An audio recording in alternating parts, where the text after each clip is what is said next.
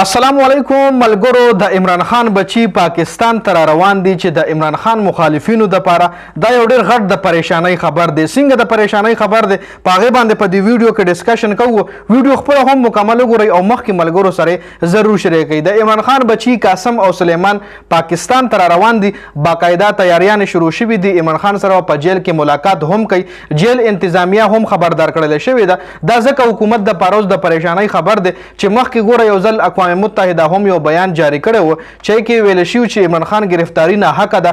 په عمران خان باندې کیسونه ټول دروغ دي. عمران خان یو ډیر غټ لیډر دی. بیا په دغه بیان باندې د عمران خان چې څومره هم مخالفینو به پریس کانفرنس کړی وي چې اون چودري وغیرہ ټول په هغه بیان باندې بیا پریس کانفرنس کړی وي. نو اوس یو بل غټه د پریشانۍ خبردار راغلی دی چې د عمران خان بچی پاکستان ته روان دي. نو دا د عمران خان چې څومره هم مخالفین دي دغه د پاره د پریشانۍ خبر زکه دی چې عمران خان بچی راځي نو بس یوازې نه راځي. ای سره بنور هم کسان راځي چې ورسره به انټرنیشنل میډیا هم راځي. صحافیان به ورسره هم راځي. نو د عمران خان نوم به یو ځل بیا په انټرنیشنل میډیا باندې چلی. نو په دې وجه باندې دا خبر چې کوم دی د عمران خان د کپتان مخالفینو د پاره یو ډیر غټ هډیک جوړ شوی دی. بل طرف ته محمد رضوان یو پریس کانفرنس کړو چې په هغې کې هغه د پی سی بي د چیرمن محسن نقوي ډیر زیات تعریفونه کړي وو چې د هغه تعریفونو په وجه باندې محمد رضوان ډیر د تنقید ښکار جوړ شوی دی. بل د پاکستان کرکټ ټیم چې کم حال دی ورلډ کپ کې کم پرفارمنس دی نو هغې نه پته لګي چې د محسن نقوي څه حالات یا د محسن نقوي پاکستان کرکټ د پاره څه خدمات دي. بل مولانا حواله سره د پی ټی آی پارټۍ کې پاکستان تحریک انصاف کې دوه ګروپونه جوړ شوي دي. یو ګروپ وایي چې مونږ عمران خان مولانا فضل الرحمن صاحب سره مذاکرات کوو اتحاد کوو او بل ګروپ وایي چې نه کوو.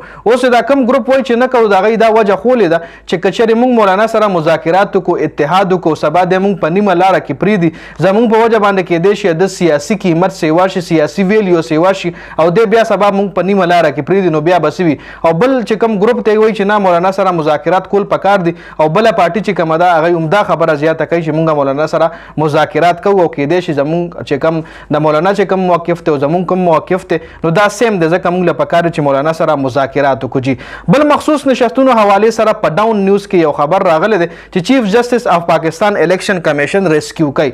خبرې مطلب دا دی چې چیف جسټس اف پاکستان چې کوم دیغه د الیکشن کمیشن طرفداري کوي الیکشن کمیشن ساید اخلي نو دا یو غټ خبر راغلی دی په اخباراتو کې په غټ سرخی کې دا لیکل شوی دی. بل عمران خان سره صحافیانو ملاقات شوی دی. په جیل کې څه اهم خبرې هم شوي دي چونکې دغه ملاقات پولیسو نه پرېښو. ډېر زیات صحافیان یې منې کړل چې نه تاسو دا ملاقات نشئ کولی. د دواړو ترمنځ ډېر زیات ګیپ و. اډیاله جیل کې القادر ټرسټ کیس حوالې سره سنوي وه چې پای کې صحافیانو سره ډېرې زیاتې خبرې نه دي شوي خو عمران خان ویلي دي چې زما پارټۍ له به هغه کس راځي چې کم کس پارټۍ پسې خبرې نه دي کړي پارټۍ خلاف پریس کانفرنس نه دی کړی او دا فیصله به زه کوم چې پارټۍ کې څوک اخلم او څوک نه اخلم. زه به د هر سړي فایل ګورم بیا به هله په هغې باندې فیصله کوم چې دې سړي پی ټی آی سره څه خدمات دي پی ټی آی پسې دسه بد رد ویلي که نه ما پسې بد رد ویلي که نه دا فیصله به زه کوم. نو دا یو اهم خبره عمران خان کړې ده جي. نو په دې ویډیو کې دا اپډیټ شو. د ویډیو کتلو زیاته مننه جي. والسلام.